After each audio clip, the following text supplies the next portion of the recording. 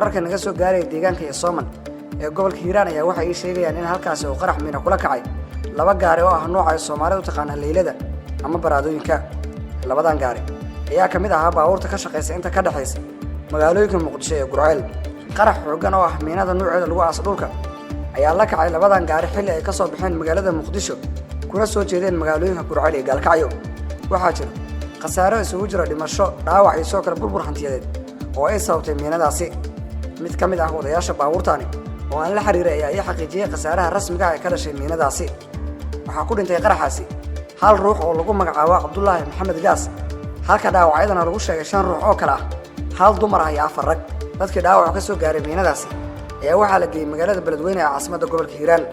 sidoo kale dadkii ka badbaaday qaraxa ayaa ku sugan halka uu ka dhacay qaraxu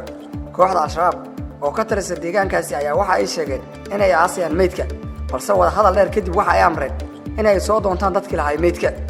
darawalkani ayaa xaqiijiyay inay gurmad ballaaran ka heleen dadka shacabka ah ee ku sugan deegaankaasi